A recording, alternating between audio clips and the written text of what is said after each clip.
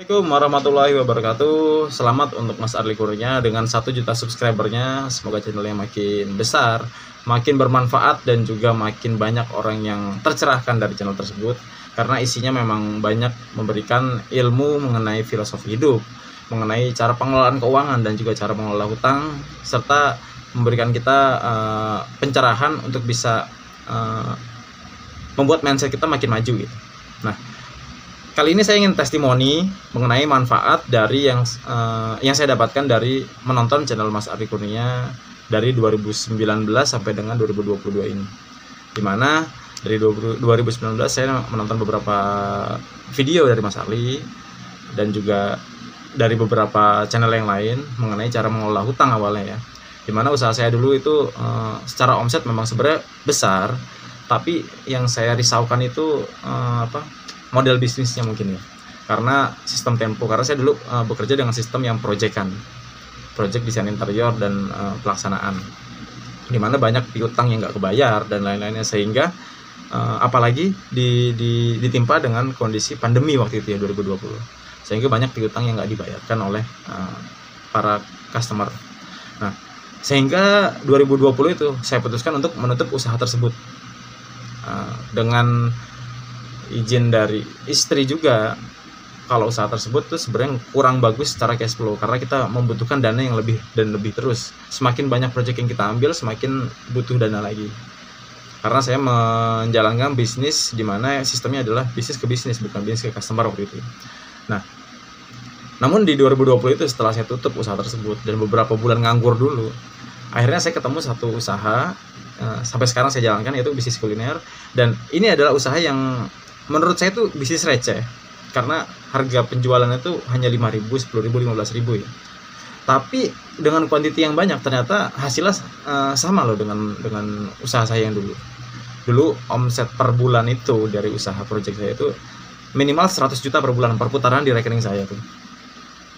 Terus begitu ditutup, saya pusing kan.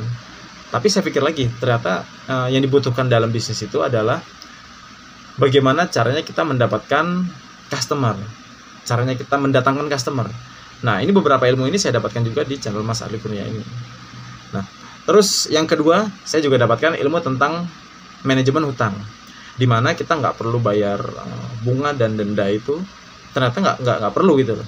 Memang secara legal, secara kontrak memang harus bayar, tapi kalau kita ngomong secara agama, ternyata memang di agama pun nggak diajarkan untuk membayar bunga dan denda gitu loh.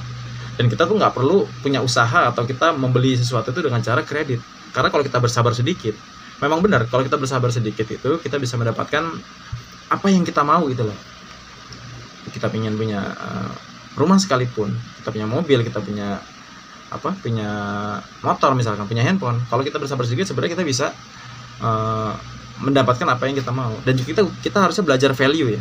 Value itu jadi kalau kita misalkan mau lebih murah dengan barang yang harganya itu, misalkan handphone gitu ya, daripada kita beli baru, kalau memang kita mengerti tentang handphone tersebut, kemudian kita beli second aja, secara fungsi sama, hanya saja brandnya ya mungkin handphone second gini, tapi secara fungsi sebenarnya sama. Dan itu udah saya terapkan dalam kehidupan saya.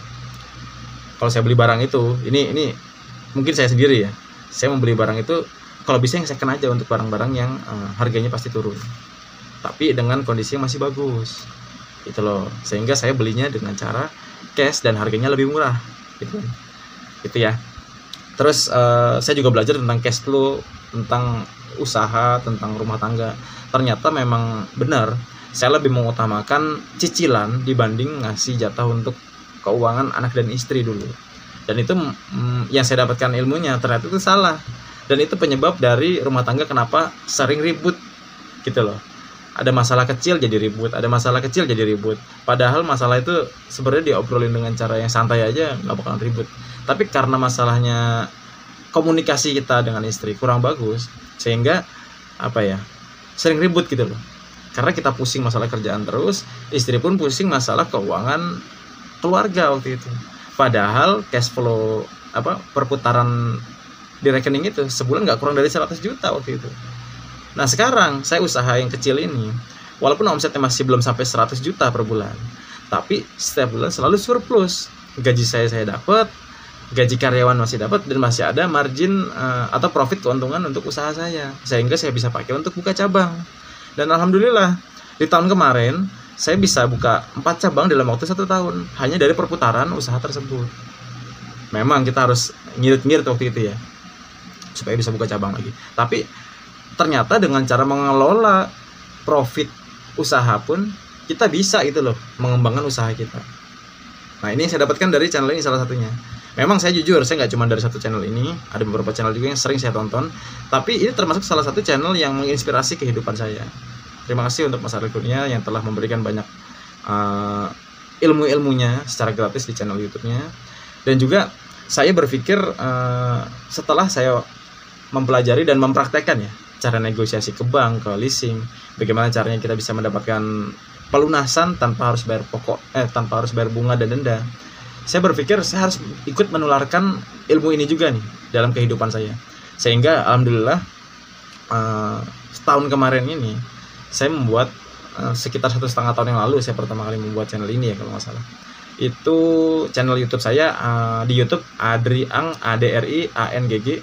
Isinya ya tentang pengalaman hidup saya, bagaimana caranya mengelola keuangan, bagaimana caranya melunasi hutang tanpa harus bayar pokok, bayar denda dan juga bunga. Dan yang paling mengesankan, memang benar yang paling mengesankan gini, begitu kita membuat channel mengenai bagaimana caranya bisa mengelola hutang, bagaimana caranya bisa negosiasi kepada pihak perbankan, dan ini dari video tersebut bisa membantu teman-teman yang lain untuk bisa menyelesaikan masalah hutangnya, dan mereka memberikan testimoni baik di kolom komentar maupun yang WhatsApp langsung ke saya, dan juga ada yang nelpon ke saya bilang terima kasih udah membantu untuk bagaimana cara negosiasinya, dan mereka berhasil sama seperti saya. Itu rasanya luar biasa gitu loh. Itu bukan sesuatu yang bisa dinilai dengan uang. Itu sesuatu yang alhamdulillah ya, ada orang yang bisa saya bantu walaupun saya nggak kenal itu siapa. Tapi itu seperti prestasi dalam diri saya yang dimana saya bisa membantu orang lain yang saya nggak kenal.